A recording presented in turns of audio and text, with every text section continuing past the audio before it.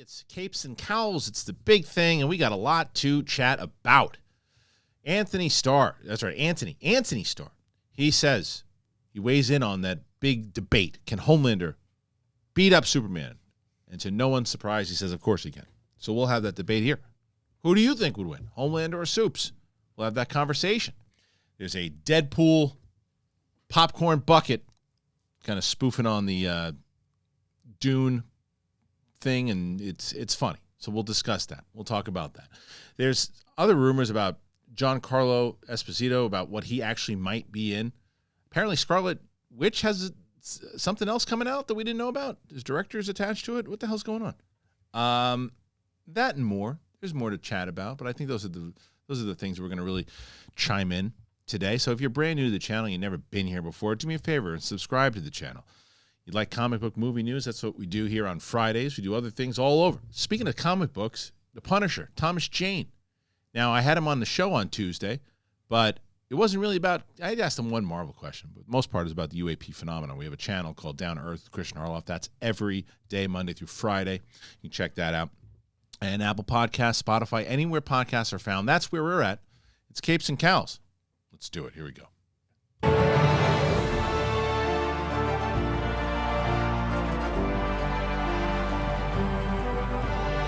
Welcome back, ladies and gentlemen, to the show. It's me, Winston, and Coy. It's Capes and Cowls. Thanks for doing this, guys. Are you eating it over there? Yay! He's excited. Nice. Man's got pizza in his heart. Skirt! Yeah, that's it. Which one is that? Oh, that's from that Saturday Night Live thing. Yeet, skirt! It's a very funny sketch. That is one of my favorites. It's funny. And then Questlove coming over slapping him it's funny. It's funny. I like that one a lot. It's one of that was.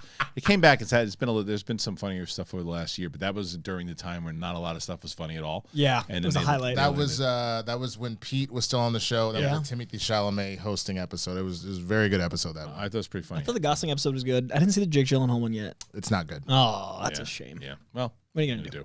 Exactly. Maya Rudolph was great. Typically, anybody that they bring back that was a cast member, they get it. They normally crush. It's not that. It's look. You can't. It's I tune in here now. I get it the same way other people do. Is that through viral clips? Yeah, what I know did well. Yeah.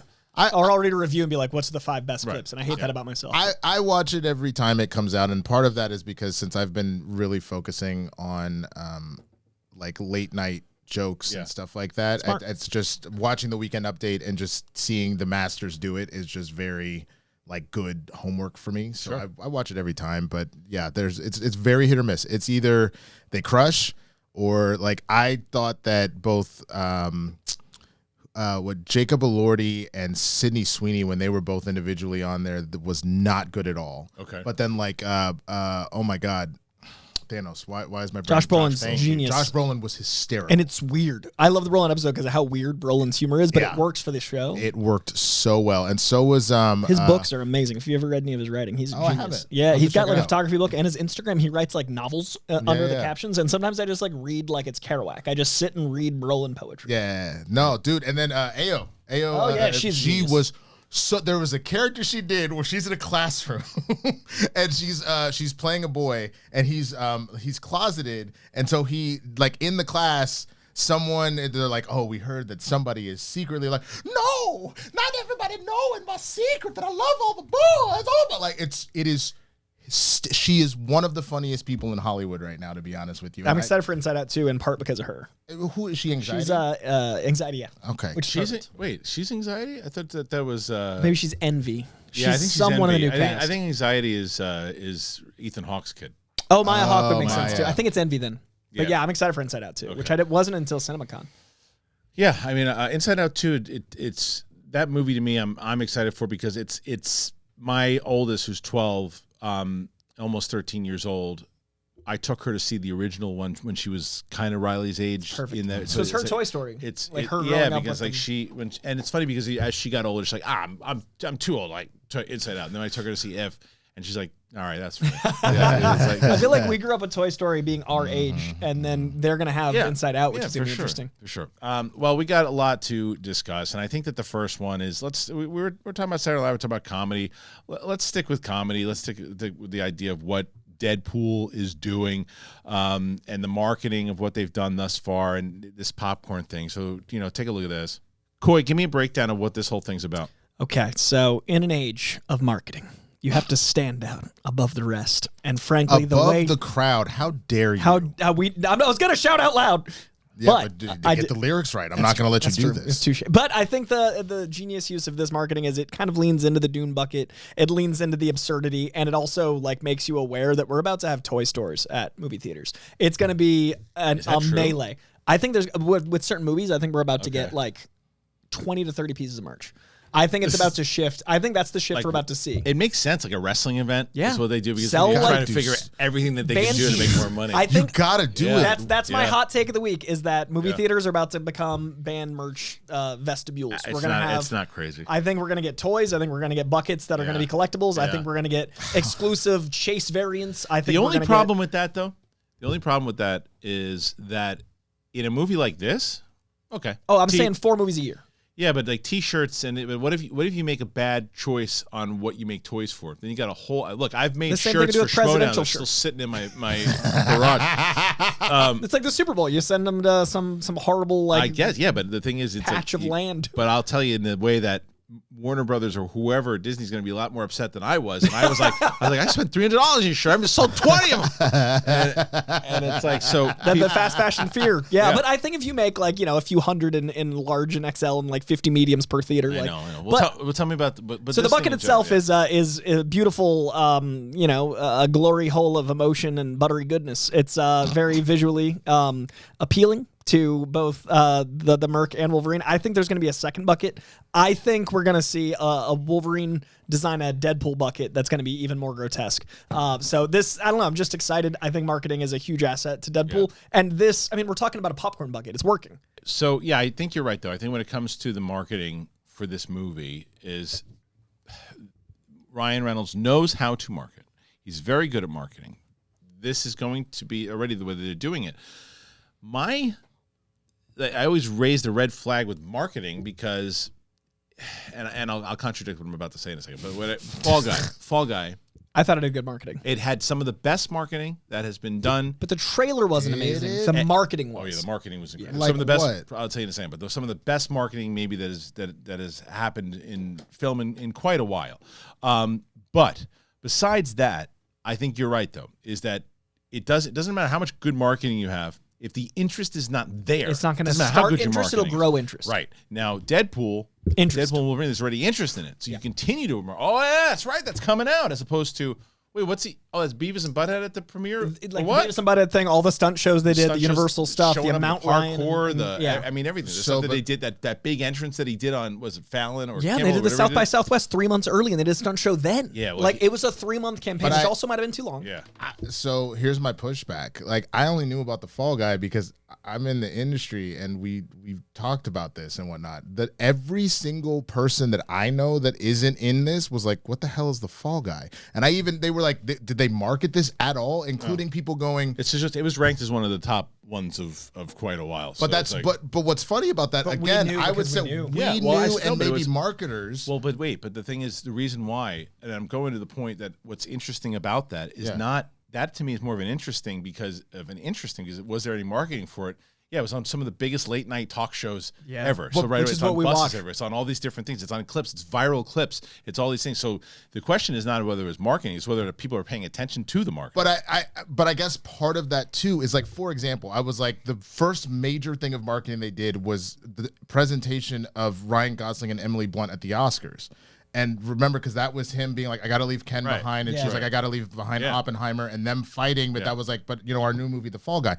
Literally, when I mentioned that to folks, when they're like, I've never heard of this, I was like, that was the start. They're like, that was what they were doing? I had no idea what was going on. And then 2 weeks later, South by Southwest. And then that's only in-house kind of, though. Do regular people pay attention to that's what I'm saying. On top of the fact that, look, late night shows still do decently well, but they don't do as much gangbusters at this point that, a lot of TikToks and stuff like that do. So but they had social accounts. They had all that. But that stuff to really, because we'll go down a rabbit hole. It's irrelevant because they spent a lot of money on marketing. Of course. So the problem is no one saw the movie. Right. And this kind of marketing, people will see this movie, and I think we all agree that because the interest is there, and as you're talking about with your friends, what's Fall Guy, as opposed to there's not a lot of people saying what's Deadpool. I don't think marketing can start the flame. I think it can only fan it. That's right. I think you need to have some baseline knowledge in order for the flame to grow through marketing.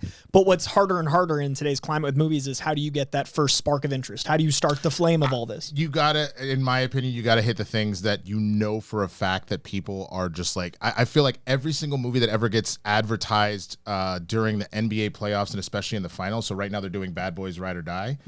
One, Bad Boys is a franchise that people know, but like it sticks out because all of a sudden now you're seeing Jimmy Butler. It wants to be a bad boy, and so then that becomes a thing. Yeah. Because Fall Guy did not have an association with anything, I get what you're saying that they went on the late night, they had the ticket, but like, had it been what's a major TV event that's happened recently that like everybody was kind of watching, if anything, But even you're saying like let's say the Super Bowl was during that time. Yeah, I still don't think it would have made a difference. I think it would have. Nah. It wouldn't have made a difference because of what you just said before. The interest just wasn't there for the movie. It doesn't matter where that marketing is. People didn't have you brought up those Bad Boys. We brought up Deadpool. People know those movies, and this is the longer conversation I've been having on this show all week. Is that when you are choosing now, it's not like we were growing up when we were like, oh, it's a movie coming out. We'll go see the movie. I would just go and pick off the board. Yeah, not now. People now say, oh, okay. Fall Guy's coming out, Apes is coming out, Furiosa is coming out, and for kids, I got If and I got Garfield. I can only spend money on one movie. What am I taking? I know a family guy that I've talked to before on Patreon and everything too, and he says, I wanted to see Apes because, again, I'm invested in the franchise. I knew I was going. Why not taking his kids and his wife with him anyway? But that's what he chose, and he chose. I'm so worried that only franchise is surviving, and I get the cost, but I'm so worried that it has to be recognizable in order to sell. Everything will survive. It's whether it's theater survives in the theater. The theaters may not, or the runs on theaters may be short. Because, like for example, I think the best movie that I've seen in recent memory is actually Babes. That movie is hysterical. But again, I had no idea what it was until my girlfriend goes, "Do you want to go see Babes?" I was like, "What is that?" And she just goes, "Oh, it's Alana Glazer has like a buddy comedy." And I was like, "Oh, okay." And it's hysterical, but again, smaller film. With things like A-list, it's just to me it makes more sense to see as much as you can, and then like be a movie. If you're a movie goer, like I'm not judging people that aren't, but if I've got $25 a month, I see 4 things. That's cheap. Yeah, $6 is nothing. But again, and while we're all on the same page about that, I think it's exactly what Kristian has brought up previously. If you're dealing with families, if you can go, okay, we know we're going to want to see at least 1 to 2 movies, so then that's 25 ahead. So it makes more sense to do that than to just let's buy the individual tickets. Yeah. But otherwise, if you're like, we're going to a movie a quarter, essentially, then that's what it is. Well, look at the movies again that I know. Look, people are going to be like, oh, you're talking about this again? The answer is yeah, because it's so relevant to what's going on right now. And it's relevant, but it's also relevant to Deadpool and Wolverine eventually, because the whole show I did with Mike on Wednesday was whether or not Deadpool and Wolverine could essentially save the summer movie season, right? Now, the movies... I don't know if one movie can. I don't think one movie can, but it can certainly put a boost back. And that was ultimately where the conversation went, is that you have to have the other movies, the movies that I think will actually breathe life back into the summer. I think that Deadpool and Wolverine will put $1 billion into the box office, and that will help, and it'll be big. I think Despicable Me 4 is going to be a movie that gets... That'll be your family. I think Inside Out is going to do a lot of money. 6 to 8. And we're talking about the rest of the year. You got Sonic 2, you got 3, you got Sonic 3, you got Mufasa. You have these movies, you have all these movies that are aimed towards children, because the difference is where movies have become, regular movies in general have become less event things for people, whether they might be for us still, but they're less event for people. Or maybe it's even more so that it's more of an event for people, because it has to be so singular. Because it has to be every once in a while, but it's more so when it's definitely an event for families, because there's not a lot of options throughout the year. Yeah, there's a lot of options throughout the year for other movies. I still think that it would be very smart, since all of these studios have streamers at this point, build something into your streaming package where you get like 1 or 2 tickets to a movie theater as your subscription, and you could set it for every 3 months, so essentially a quarter. And then build out the window longer. And so then you're not only encouraging people to go, and however that plays out, and obviously the movie theaters are less making their money off the tickets and more off the concessions anyway. So if you already know you have a free ticket, then you're more willing to buy food and stuff that you're there. Yeah. But you're just getting bodies into the seats, and then the word of mouth goes, hey, yo, I had a free ticket. I went to go see Fall Guys. It was actually great. That movie was fire. You should, because literally the reason I went to Babes is because someone else recommended it to my girlfriend. So it's the same thing. If it's not a major IP that everybody's going to know about, you need the word of mouth at this point. Definitely. Yeah. And definitely not going to go into this the way we always do with lower budgets, because that's the major part of it. Did you hear that Blade update? What's that? Another Blade update. Blade is going through substantial rewrites again, and now they're looking at $50 to $70 million budget. But that movie's supposed to shoot like that. That's supposed to come out next year. The movie's supposed to shoot. I actually like think now. I did hear that. And if it's the one movie that's going to be moved again, it's probably going to be Blade, which I think is not great, but it's the one movie that where it's aimed at could move. Yeah. But I did hear that it was going to be lower, and that's good. Because they're looking for a male villain, so I guess no Mia Goth, or she's going to be different role. Yeah, and just lower the cast. Like I watched that trailer that we talked about on the show with Mike the other day, and it was the Wolves trailer with Brad Pitt and George Clooney. They're both probably producers on the movie. Their fee for acting in it is probably not that high, right? You got John Watts directing the movie. And then there's Amy Ryan, who's a great actress, but she's not super high priced.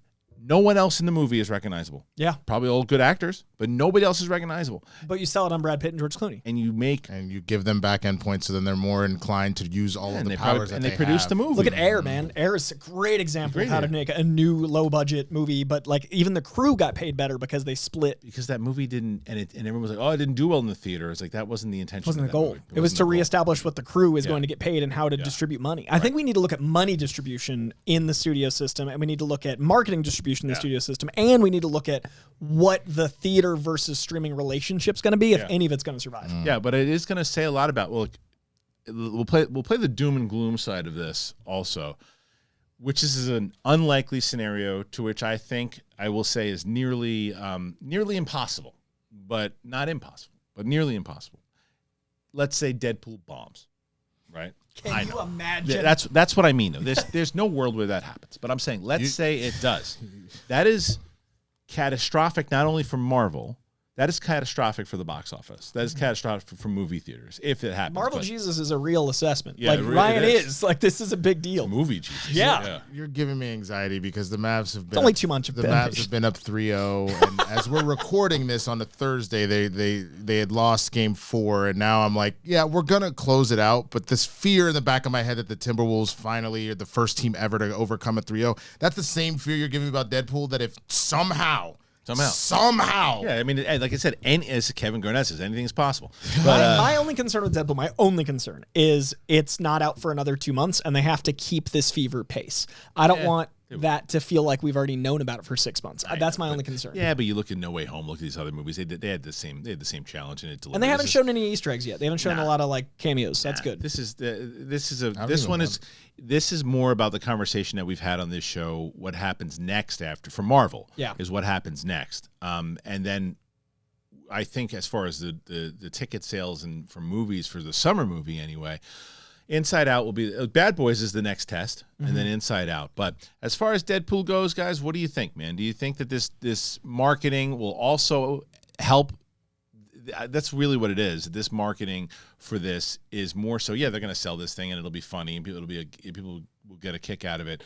But it also brings awareness to the theaters. So, do you think that this is a good marketing tool? Do you think it's on brand? We feel like it is. But if you don't, let us know. If you do, let us know. But staying on par with Deadpool and Wolverine, there's something that Hugh Jackman said about why he stepped away from the character in the first place after Logan. It's pretty interesting. Here's this. Deadpool and Wolverine star Hugh Jackman reveals why he gave up the role. I was like not enjoying it. Josh Wilding. When Hugh Jackman bid farewell to Wolverine in 2017's Logan, it was unclear what 20th Century Fox had planned for the Clawed Mutant moving forward. Had the Disney-Fox merger not happened, and assuming Dark Phoenix didn't bomb, the next X-Men movie would have likely shifted focus to the 2000s. Given Wolverine's popularity, we'd imagine the idea was to recast the role, if not there, then definitely somewhere down the line. Fortunately, Marvel Studios and Ryan Reynolds managed to convince Jackman to reprise the role for Deadpool and Wolverine. In an interview with People, the actor explained why he walked away from Logan in the first place. He said, I'd gotten probably to the point in my life 10 years ago, I was like, I'm not enjoying this. It was hurting, it was tough, but I've had a break, and I've been doing a lot of dance. I've been doing stage shows, and when I came back to it, it was really fun. Confirming he's not missed a step, Ryan Reynolds also chimed in and said, when Hugh Jackman is coming at you at 150 Australian miles per hour, you feel like there's no way you're not going to be dead in 4 seconds. And I'll never forget that. And thank God I'm in a mask, because under the mask, my face is going, oh, God. Elsewhere in the profile, the Wade Wilson actor looked back on his first meeting with Jackman on the set of X-Men Origins Wolverine. I was blown away, and I was nervous as hell, Ryan says. I was walking through the trailers, jet-lagged, disoriented, feeling really green and kind of out of my depth, and there was no script to look at, and I was like, what's going to happen? And I heard my name, Ryan, in between those trailers, and I was walking, and it was you. Just the fact that you knew my name meant a lot to me. And you came over, you gave me a big hug, and you said, welcome aboard. You can hear more about Reynolds and Jackman in the People magazine interview. Okay.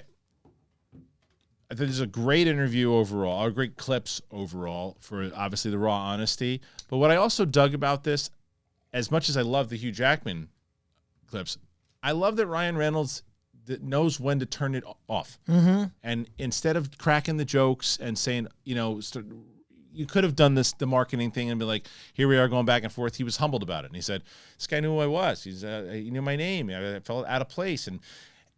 And it shows how close they are, and it shows the reason why, going back to those comments in the first place of why Hugh Jackman wanted to do it, because they're close. And the idea that he wanted, and he's been teasing it through the other movies, and he's been teasing it overall, that he wanted to come back. So it was probably an easy sell, I would think, for Ryan Reynolds to get him to go, look, let's just do one together. We'll have creative control on how this thing is working. You get to play the character how you want to play it. I'll do it. We'll work together. We'll work with Disney. We'll do what we have to do. And because Ryan Reynolds has a lot of creative control over this thing. So I love these comments. What did you think? I honestly love to see two guys known for being like, these intense characters being just guys. Like I love the conversation that wasn't the usual put on character of Ryan Reynolds. Yeah. Like I think Ryan Reynolds is one of the best comedic actors, period. And I think he's a very strong dramatic actor, but I also really like the man he is when he shows that, the work he does for charity, the amount he does for like individuals. And Hugh Jackman is obviously one of the sweetest guys in Hollywood. So to see them actually be like their softer side, to be their real selves, having a conversation is so earnest. And I think that's another way to market a movie is, I don't want to see all the footage ever. I love the popcorn bucket idea. I love all these ideas, but you've got two guys that are actually interesting as themselves. What better way to show that than just a conversation? Yeah. He's calling Winston right now. And sure. What do you got?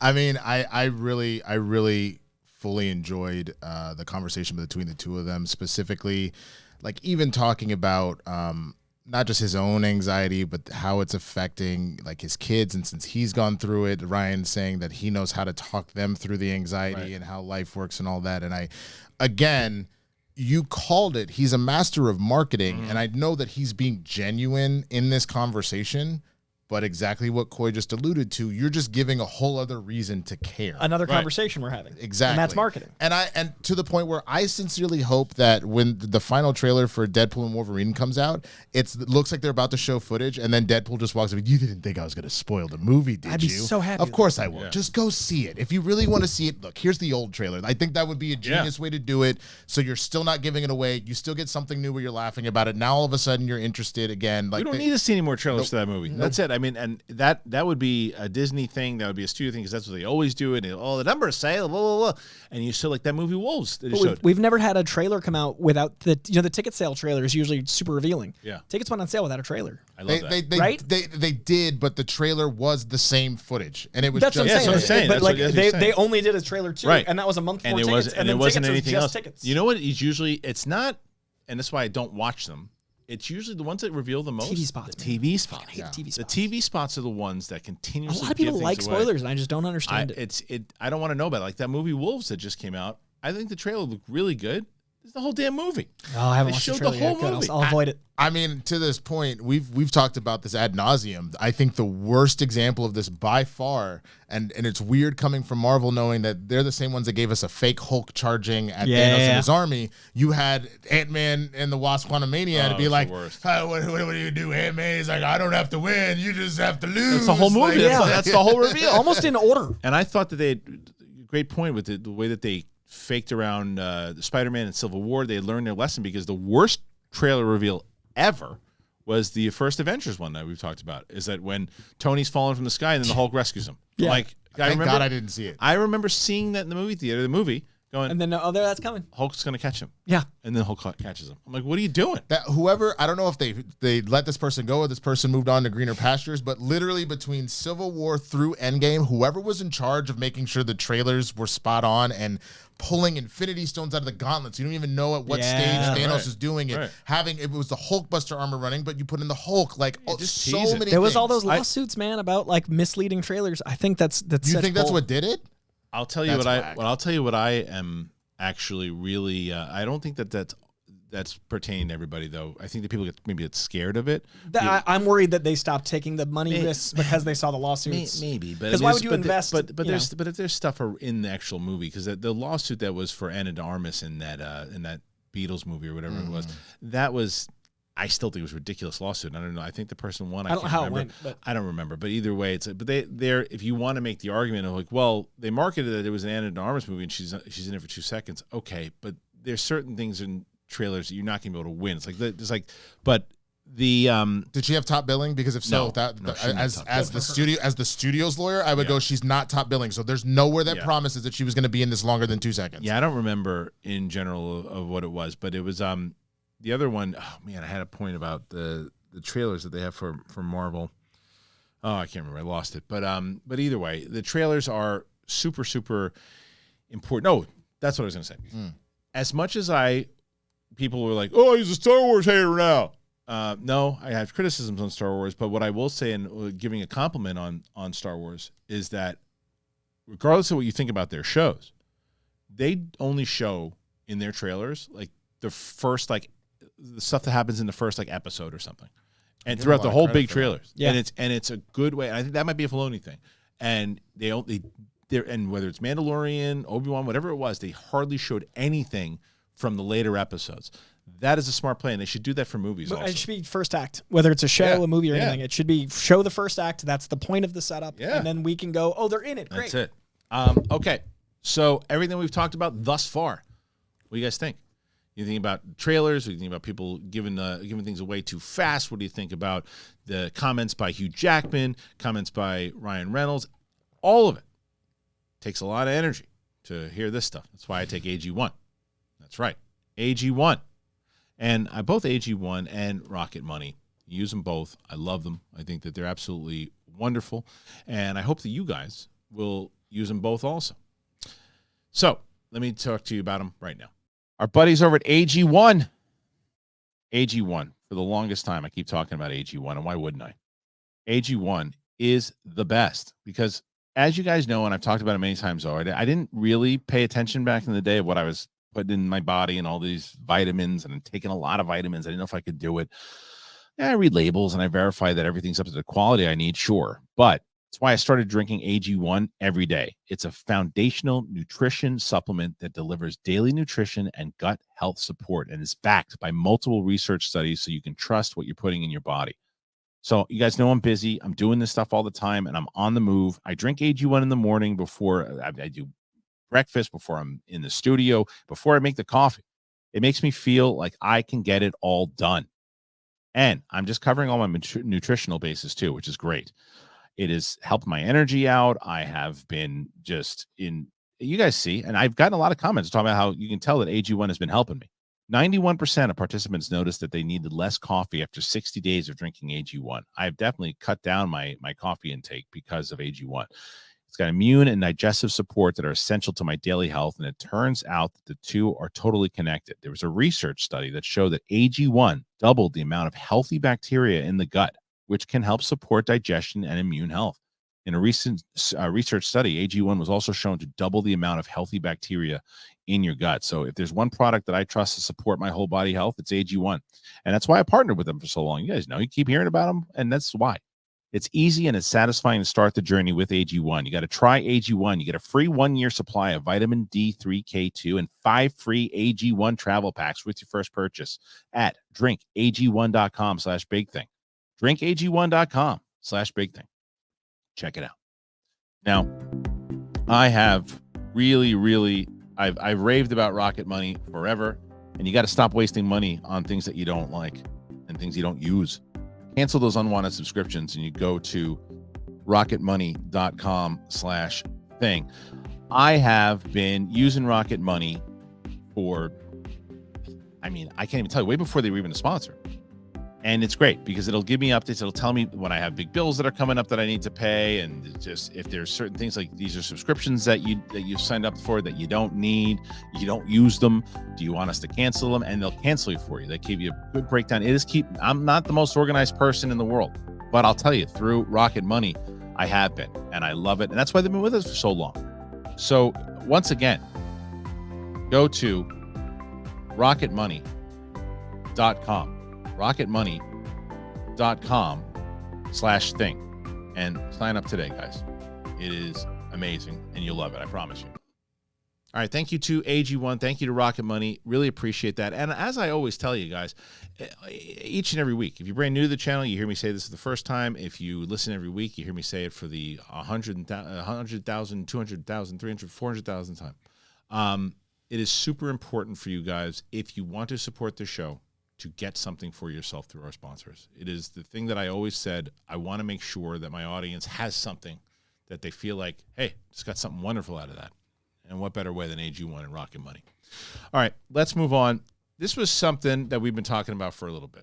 Gincarlo Esposito, we talked about what the hell role he was going to be playing. Well, the 2025 Marvel Studios project, Gincarlo Esposito will make his MCU debut, reportedly has been revealed. This is comic book movie. After Gincarlo Esposito confirmed that he's joining the MCU, a new report claims to shed some light on which 2025 Marvel Studios he's going to make his surprise debut in. So this is from Josh Wilding. Gincarlo Esposito confirmed he's been cast in the MCU. He didn't give much away, but he said it's a role you won't predict. It'll be teased, and then there's going to be a series afterwards. The actor has been a long fan favorite to play Professor X or Dr. Doom, and it seems like his mystery character is neither of them. According to Murphy's Multiverse, whoever that is, Esposito will make his MCU debut in, do you guys know? Daredevil. Captain America. Captain America, 2025, Captain America, Brave New World. The site reminds us that much of the movie was shot in 2023 before the WGA and the SAG-AFTRA strikes halted production.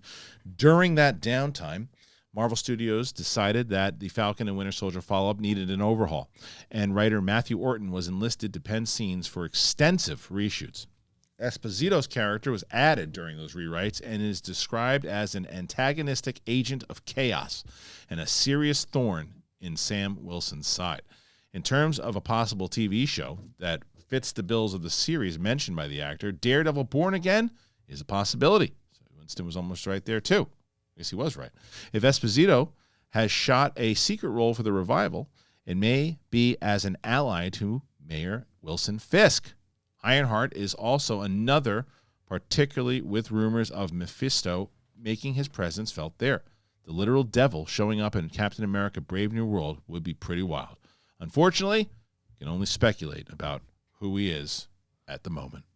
All right, Winston, you seem curious. Pensive. Yeah, because I was literally like, okay, so who could he possibly be? And the only thing that stood out, but this doesn't make sense, because in my opinion, obviously I love Gincarlo, but it feels like he'd be too old for this. Tombstone keeps popping around. Oh, dude, that's so funny. That was the only person I could think of. Because Mayor Fisk, you could also have him as kind of like someone from the old neighborhood with some of the characters in Cap. Right. And I think that he'd be kind of playful, which I want Gincarlo to not have to keep being Gus Fring. So, right. I would love if he gets to be, do the right thing era. Yeah. That's literally the only thing I could think of. Tombstone was exactly what I thought of, too, but I thought I was crazy. I was like, that wouldn't... But because I'm also curious... How much, are they considering Tombstone then a Spider-Man villain? Does Sony have that the would rights have him to for it? 5 things, I could see him joining for a run. Yeah. And that would be fun. That's literally the only, especially once we started talking about a thorn Agents in Sam of Chaos, Wilson's side. Sam Wilson. That's the only one I could think of. Tombstone is a henchman, like a not quite Kingpin level, but not quite henchman, between mob like boss. Yeah, and he's got all grayed out skin, sharpened teeth, and he has this whispery voice where he's super intimidating, but he's got this jovialness, and his skin is super hard to get through and stuff. So he's a fun villain, but I just don't want him to be another Doctor Doom, because I feel like we've seen him play that role 20 times. This hasn't been confirmed yet, but I'm not going to lie when I said I was a little disappointed when I didn't hear he was playing a good guy. I want him to be a good guy. Because I've had an opportunity to meet him a few different times, and he's a sweetheart of a human so being. jovial. He really is jovial. He's hilarious, family guy, and I'd like to see him. He's going to crush whatever he does here as the villain, but I do feel like he plays villains all the time. In the same way that people. You know who was a great example of that? Was when Gary Oldman showed up in Harry Potter and was a good guy. Yeah. Because they cast him originally, and if you don't know that story, and he shows up in the third one, you go, he's a bad guy again. But because they turn it on him because Gary Oldman is such a great actor, he's a good guy. I hope they do something like this with Gincarlo, but it doesn't look like they will. I love when Philip Seymour Hoffman and what's his name, John C. Reilly like switched careers. Oh yeah. Remember when John C. Reilly was like a dramatic actor and now does comedy, and Philip Seymour Hoffman was like, "Let it rain," and now he's like, that X was like, acting. Like, and I want that for Gincarlo, where he can finally be what he was in the 80s and 90s. People don't remember like Malcolm X, Do the Right Thing. Like, he had a whole career before Gus Fring, and then since Gus Fring, he's played Gus Fring. And that a lot of because Far Cry, what I'm trying to think, the Boys, they really have started to just Star Wars. Star Wars. Yeah, he's played the same. I'm intimidating and monotone, and I'm good at it. Very, very good at it, and that's great at it. that was actually there was a very slight detour still in the industry outside of comics. That was a whole thing that's been going on with Alfonso Ribeiro, who played Carlton. Yeah, where he was saying that once the Fresh Prince ended, he actually had infinite trouble finding work because they were just like, Carlton. Nobody could see him outside of that role, and. At least this is a better thing to be pigeonholed. That's what I was going to say. At least more. He's working, but it is one of those things where he is just seen as that now. So I think Downey had that problem till Oppenheimer.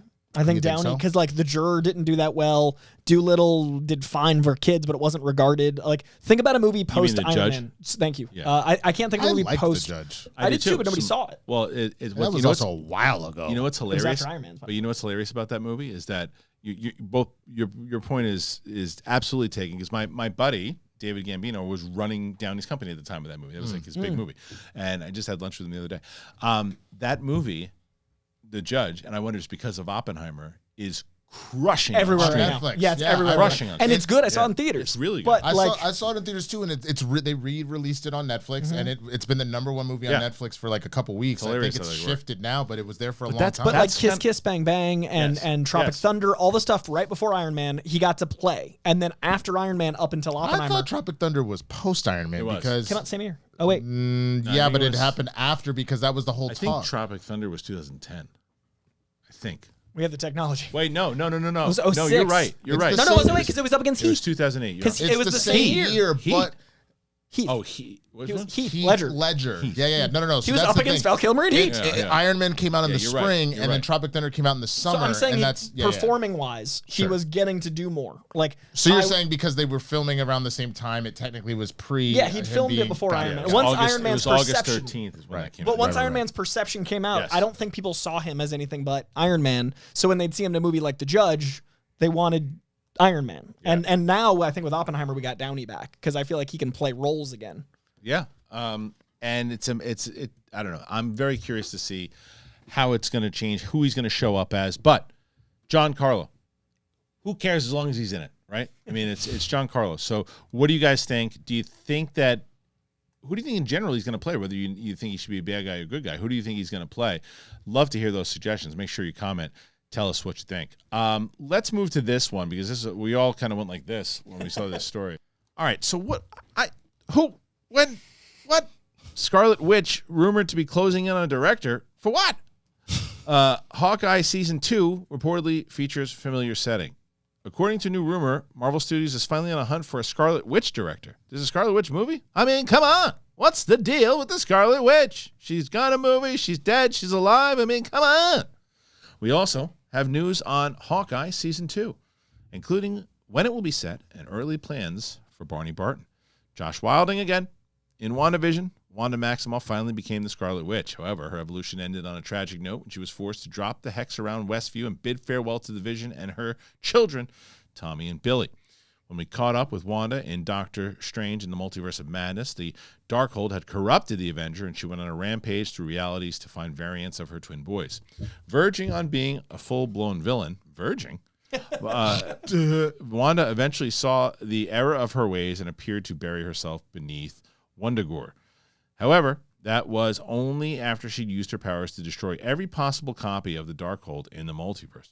It's widely believed that Wanda found a way to survive, and there's been chatter online about a Scarlet Witch movie for several months. Today, Scooper My Time to Shine has shared an update claiming that Marvel Studios is now looking for a director. That presumably means that they have a script, and it's previously been reported that the plan is to get this project in theaters before Avengers Secret Wars.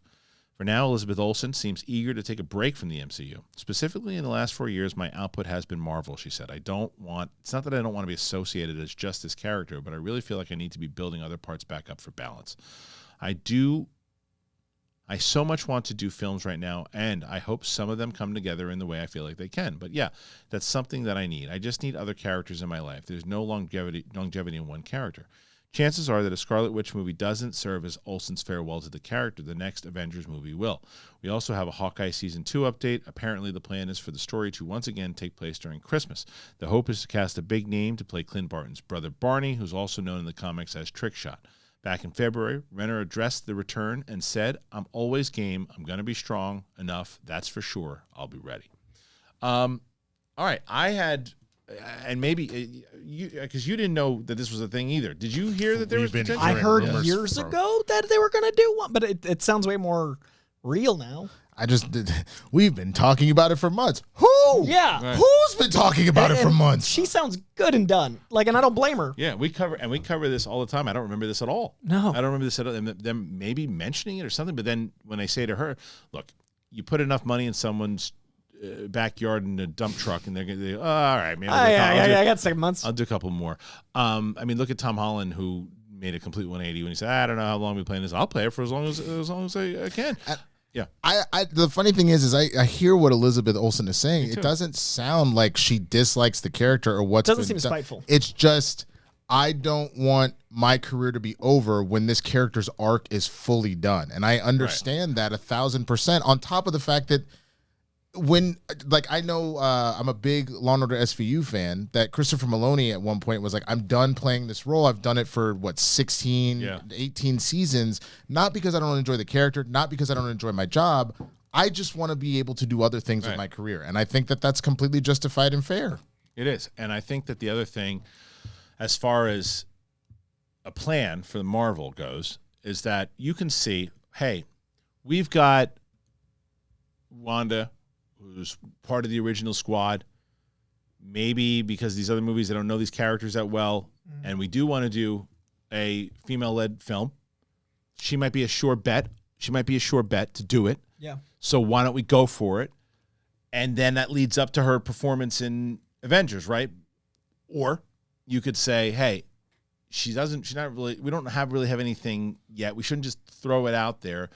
But let's get her back because everybody and their mother's going to be in this movie. She's the other thing that I think you have to bring Scarlet Witch back, and they probably explain that to Lizzie, is just the idea of she is so integral to the X-Men. Yeah. And even though she and Pietro have now been written out as not mutants, and that really came as a backlash from Age of Ultron and Marvel trying to separate themselves from Fox, and since they had the rights and all that. But all that being said, Scarlet Witch is so integral to Magneto, so integral to the whole No More Mutant storyline, which affected how all that went. Also, just the animosity between the Avengers and the X-Men because they hold her so responsible for what they did. She's in both parties and has responsibilities in both. Her, Beast, and Wolverine are the only three big crossovers, but I'd consider her crossover bigger than either Wolverine or Beast. 1,000%, they just introduced Storm as part of the Avengers recently, if I remember correctly. But yes, no, she is too much and I think that they probably were like, take the time, but we're gonna need you around this spot, and here, like you said, is a dump truck. Well, here's a question: because they're gonna reboot X-Men, and because of multiverse, because they set these things up, could they recast and do a different Scarlet Witch? If she is so hell-bent on being like, I really don't want to do this anymore, of course you can. That's an easy out. But I just don't know if the audiences, I can only speak from comic book audiences, would be like, yeah, that makes sense, but I don't know if the average audience would want, Liz is so attached to the character. Of course, yeah, but so is Hugh Jackman. Right.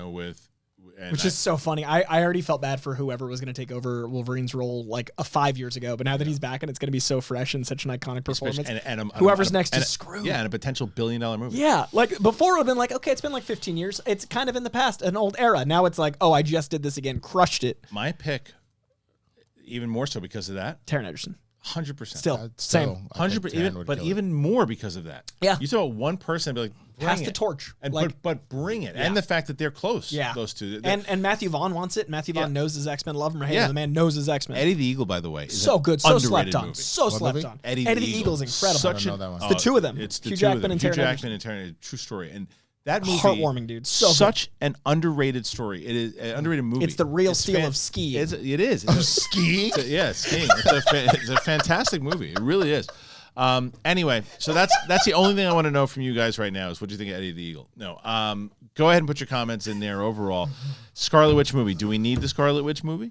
Do you want to see it? Do you think it should be that, or should she just show up in the Avengers, or nothing at all? She wants to say goodbye, recast. What say you?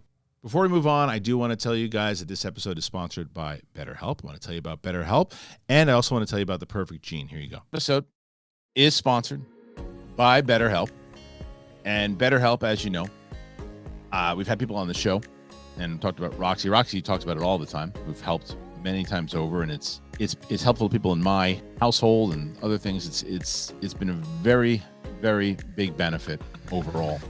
We all carry around different stress, whether it's big and small. You can keep your emotions bottled up, but the problem is, and I can tell you personally, it can affect you negatively. Therapy is a safe space to get things off your chest and figure out how to work through whatever is weighing you down. If you are thinking of starting therapy, give BetterHelp a try. It's online, and it's designed to be convenient, it's flexible, and it's suited to your schedule. You fill out a brief questionnaire, you get matched with a licensed therapist, and switch therapists anytime for no additional charge.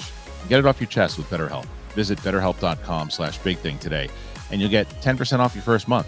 That's BetterHelp.com/BigThing. And I've talked to you about it before. The Perfect Gene.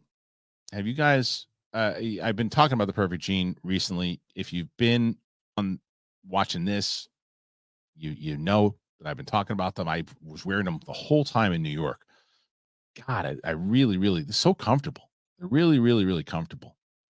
So if you didn't know, the good news about it, and I like to be classy here, Perfect Gene has uncrushed over 350,000 men's nuts, and yours are next. It's not just another pair of your stiff cardboard jeans, and they're definitely not your pancake butt sweatpants or joggers. They make you look great. You got perfect fitting jeans that are stretchy as a kangaroo's pouch, and they hug your ass. That's in the right place. You like that? I do too. The special denim fabric is very soft, and doesn't matter if you're thick, you're short, anything in between. The Perfect Gene has you covered. It's got 6 fits from skinny to thick, waist sizes from 26 to 50, and lengths from 26 to 38. They got the perfect size just for you. So trust us when we say these truly are the effing perfect jeans. Once you try them, you're never going to go back. So if you go to theperfectgene.nyc and you use that code BigThing15, you get 15% off. That's right. You can just Google The Perfect Gene and use that code BigThing15. I love these things, guys. I've been... Since I got involved with them, they signed on for longer because I've been wearing them. I talk about how much I love them, and I hope that you guys do too. As I saw a bunch of people that were signing up to it, and they said they were pretty comfortable. So check them out and let me know what you think. All right, thank you to our friends over at BetterHelp and The Perfect Gene. Make sure that you, as always, put your comments in there and help us out. All right, let's get to the final story because Winston's got out of here. Here is this story. All right, Antony Starr, he was asked, because there was a big debate that was going on about whether or not Homelander could beat up Superman, right? Well, the boy Starr answered, and he responds, and he says, and the boy star Antony Starr responds to Booster Gold speculation, first of all, and he also says that Homelander would kick Superman's ass. The boy star Antony Starr has addressed recent speculation that he might be in line to play Booster Gold in the DCU, while also weighing in on a potential scrap between Homelander and Superman. Mark Cassidy says Antony Starr has made a major impact as the psychotic soup known as Homelander over 3 seasons of The Boys, but is there a chance he might suit up as a more conventional superhero? A recent rumor claimed that the title role in Booster Gold series has already been cast, and when fan noticed that Starr and DC Studios' James Gunn had started following each other, speculation mounted that the Aussie actor may have been cast. Why that particular character, not another DCU role? Well, Booster is blonde, and Starr plays a blonde guy on The Boys. At any rate, it doesn't seem like the social media sleuths have landed on something here. Not that Starr wouldn't confirm if they had. Me and James just play golf, he said. I cannot wait to see what he does. I think he's a phenomenal director. He's got one of the biggest brands in the industry, so I'm excited to see what he cooks up. Again, there was something to this. He's hardly going to admit it. And then he also talked about Starr talking about a hypothetical battle between Homelander and Superman. He said, here's why Homelander would kick Superman's ass. There's no kryptonite factor, and Homie would fight so dirty, he's the type to go, oh, you got me. And as he goes down and then comes up and he throws sand in your eyes, he's the dirty dude, man. Whereas Superman is always like, oh, I wouldn't do that. Oh, there's innocent children that might get hurt. Homie's going to do something to human shield himself with kids. So do you think Starr's take on how the fantasy battle will play out? All right, Winston, you got to go, so we'll start with you. Who wins? I love that he wants to defend his character. Homelander doesn't even have remotely close to feats that Superman does, so that ain't happening. My guy Superman has an infinite power battery from the sun. So far, there has been near nothing that can kill him, barring kryptonite. When he got punched so damn hard that you ended up causing a sound wave that killed both him and Doomsday, Superman didn't actually die and went into a super coma. So, like, I promise you, the Compound V has its limits, and he can get bodied. The simple fact that a number of every other super in The Boys can get bodied in one way or the other, and Soldier Boy almost was able to kill him with enough strength. Homelander ain't got a shot in hell. I'm with Winston. I got to say, there's a reason magic, kryptonite, and certain other, Deus Ex Machinas exist in the comics is because of how powerful Superman is. If you've got a character that even is slightly concerned at any point in the world of The Boys, then that's not going to keep up with Superman. So, like, the fact that Homelander, he doesn't really have to worry about Karl Urban, even with Compound V. But if enough soups get after him, there is that still plausible deniability. And that's actually what makes Superman such a hard character to write, but when written well is so incredible, because if you're that powerful, it's harder to write that character. That's why it's like fun to find. And he's an alien. Yeah, you have to find those chinks in the armor. Whereas like Homelander is a guy, fair. On top of the fact that Superman is infinitely smarter than Homelander. So if he realizes I just need to mess with your head. Yeah, if you get in his head and Homelander's really temperamental. What about the Booster Gold stuff? You think this is a thing? He would, if that is him, that is a perfect role for him, just because Booster Gold is Homelander, but not a villain. There's a little bit of a Cheshire Cat element to Homelander. That's my point. Antony Starr that I don't quite see in Booster. Like, Booster's dumb, ignorant, fun, not malicious, and there's something behind Antony Starr's eyes that always feels a little calculated. But I think that's because he knows how to tap play into that. But even in his interviews, I'm like, that man is gonna murder that child. You know what he was really good? You know what he was really good in? Jake Gyllenhaal movie. Yeah, you saw it too? Yeah, I saw Nobody saw that movie. Yeah, I saw it was incredible. It was a really good movie. But even there, he's got a little. He does. That's why I brought it up. I agree with you. What is that? Real Steel with religion? The Covenant? No, the Covenant is a Jesus is Real Steel. Yeah, true story about a war movie. It's a Guy Ritchie movie. Yeah, it's really good. Yeah. Anyway, so as far as the casting goes in Booster Gold, I don't know. We'll see. Billy Do I Magnuson, think that he's going to show up in DC? I do. Do I think it's going to be Booster Gold? Not necessarily, but I do think that The Boys is right up James Gunn's alley. Yeah, he definitely watches. See that he watches. watches that show and probably loves Antony Starr. Anyway, all right, that's our show for today. Thanks for joining us here. I really appreciate it. Want to make sure that you follow both Winston and Coy, and we'll start with Winston. Where can they find you? You can find me at the Swaggy Blurred on all the platforms. Please go over to the YouTube channel. We're getting very close to hitting that next marker. I am been doing my Adventures with Superman reviews. I'll be going over the 3 Bad Boys movies next week in anticipation of Bad Boys Ride or Die, as well as I have just started. I'm starting this weekend with my rewatch of the Fox Marvelverse for Deadpool vs. Wolverine. So come say what's up. Go ahead. Specific to this channel, I'm going to be covering Star Wars for the first time in my hosting history. I'm going to be watching The Acolyte and actually talking about it on my channel. So I'm almost at 26K over there, 25.8. Get me across that 26, and going to be reviewing all the movies in this June, July craziness. But June for TV is crazy. So Acolyte, The Bear, The Boys, all that goodness. Check out my page. I appreciate you very much for being over there. Speaking of which, I will be doing reactions to all of those minus the bear. I'll do reviews of the bear, but I'm going to be doing. I think I'm just do the end. Yeah, I'm going to do. Maybe, but I'm going to do. For me, I'm going to do reactions to all those, full reactions, full reviews, full like immediate reactions. So check out the channel for that. We're almost at 150,000 here, so make sure you hit that button. If you like the UAP phenomenon, make sure you go check out what's going on over at Down to Earth with Kristian Harloff. We're about to cross 25,000 over there, so make sure you click that button. So thanks for being here. For Winston and Coy, we'll see you later.